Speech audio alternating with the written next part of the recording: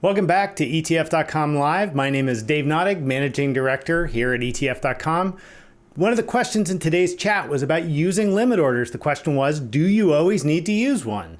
I think it's an interesting question. The short answer is, you probably should, but there's some nuance to it. So let's start at the beginning. What is a limit order? Let's say you want to buy an ETF and it's currently trading around $100. You look at your brokerage account and see what the bid and offer is, and you say, oh, I can buy this right now for $100. So they're offering those shares to you at $100. You want to make sure you get that fill.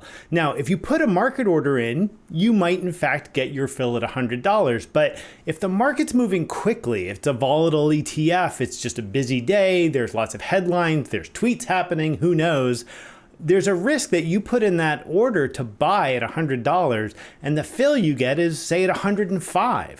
Even worse, if you happen to get it exactly wrong, that could be a legitimate price. It might trade at $105 for a few minutes, and then maybe whatever the news item is unwinds and it's back to $100. So at the end of the day, you look at your fill and you say, golly, I paid $105 for a $100 ETF. That's a pretty raw deal. So how do you protect against that? Well, you use the limit order.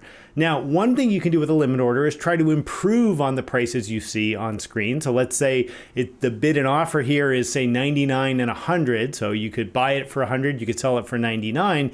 You could try to be sneaky and put in a limit order to buy it at, say, $99.50.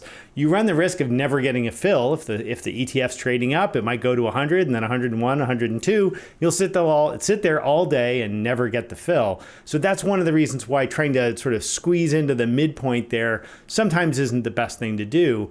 The alternative is you can put it in what's called a marketable limit order. You can put it in a limit order that, if you placed it right now, would basically become a market order. It is something that is available in the market. So for instance, you could put in a $100 limit order while the market is offering the ETF at $100. You'll get that fill at $100 or better. You can sometimes get price improvement. If you're trying to put in a large order, let's say $100 offered, but only at 100 shares, and you're trying to say buy 5,000 shares, well, you can put in a limit order that might be just a little bit above that current best offer, say $100.50. And you'll generally get either that execution or something better. So that's a marketable limit order. And I think that marketable limit orders are really sort of the sweet spot for most investors who are trying to balance the need for speed and the need for a good price. I hope that helps. Thanks for listening. We'll see you next time.